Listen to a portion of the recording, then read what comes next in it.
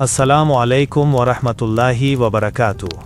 প্রিয় ভাই ও বোনেরা, আমরা এমন এক যুগে বাস করছি যেখানে ইসলামের শত্রুরা একযোগে মুসলিম উম্মাহর ওপর আক্রমণ চালাচ্ছে। ফিলিস্তিন, লেবানন, সিরিয়া, এমনকি ইরানের নিরীহ জনগণকেও হত্যা করা হচ্ছে। অথচ এই সময়েও আমাদের মাঝে বিভাজন, ইরান মুসলিম না কাফের, এই প্রশ্ন নিয়ে সময় অপচয় করছি। আর ঠিক সেই সময় ইসরায়েল মেরে ফেলছে হাজার হাজার মুসলিমকে। গাজা, লেবানন, সিরিয়া, এমনকি ইরানেও। আর আমরা পড়ে আছি এই ঝগড়ায়। ওরা কি শিয়া? ওদেরকে সাহায্য করা যাবে কি না? এটি শুধু দুঃখজনক নয়, এটি উম্মাহর ঐক্যের বিরুদ্ধে এক ভয়ঙ্কর ষড়যন্ত্র বটে।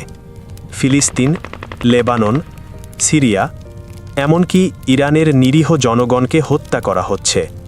অথচ এই সময়েও আমাদের মাঝে বিভাজন, ইরান মুসলিম না কাফের, এই প্রশ্ন নিয়ে সময় অপচয় করছি। আর ঠিক সেই সময় ইসরায়েল মেরে ফেলছে হাজার হাজার মুসলমানকে, গাজা, লেবানন, সিরিয়া, এমনকি ইরানেও। আর আমরা পড়ে আছি এই ঝগড়ায়। ওরা কি শিয়া? ওদেরকে সাহায্য করা যাবে কি না?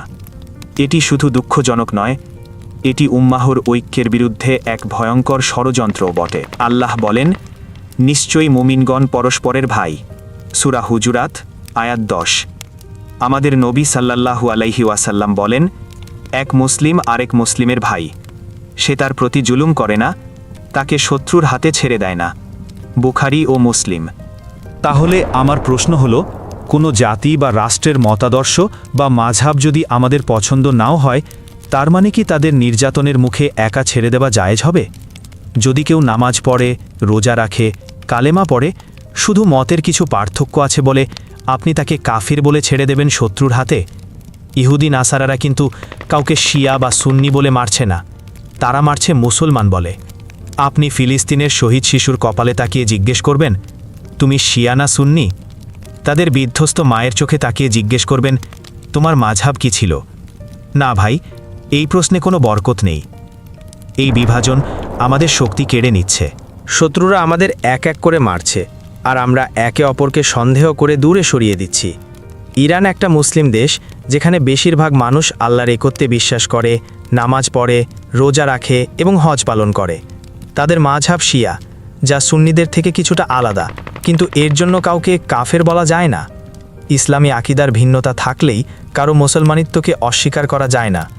নবী সাল্লাল্লাহু আলাইহি ওয়াসাল্লাম বলেছেন, যে কাউকে কাফের বলবে অথচ সে যদি কাফের না হয়, সেই ফতোয়া তার নিজের দিকে ফিরে আসে।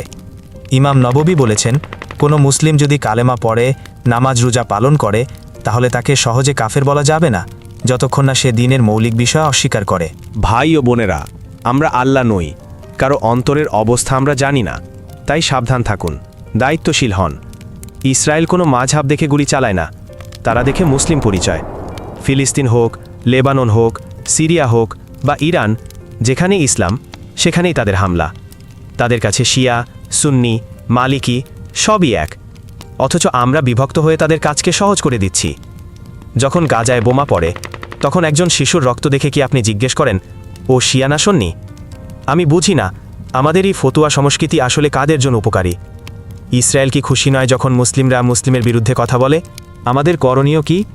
আমাদের করণীয় হচ্ছে উম্মার ঐক্য বজায় রাখা, মাযহাব বা মতবিরোধের ঊর্ধ্বে উঠে মুসলিম হিসেবে একে অপরের পাশে দাঁড়ানো, মজলুমদের পক্ষে অবস্থান নেওয়া।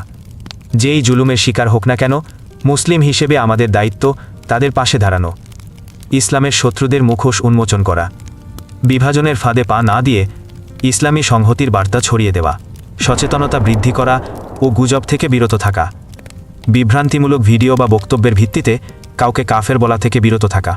আজ যদি আমরা ইরান মুসলিম না কাফের এই বিতর্কে ডুবে থাকি, তাহলে কাল ফিলিস্তিন শেষ হবে, লেবানন নিঃশেষ হবে, ইরানের শহরগুলো ধ্বংস হবে, এবং আমাদের চুপ করে তাকিয়ে দেখা ছাড়া কিচ্ছু করার থাকবে না। আজ আমাদের প্রয়োজন ঐক্য, বিবেক, উম্মার প্রতি দায়বদ্ধতা। আজ মুসলিম উম্মা এক ভয়াবহ সংকটে। ফিলিস্তিন জ্বলছে, সিরিয়া বিধ্বস্ত, লেবানন রক্তাক্ত, ইরান আক্রান্ত।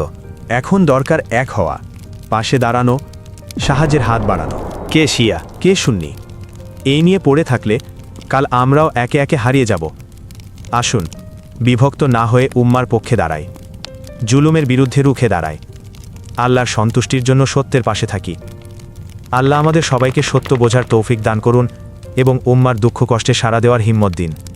আমিন। ওয়াসসালামু আলাইকুম ওয়া রাহমাতুল্লাহ।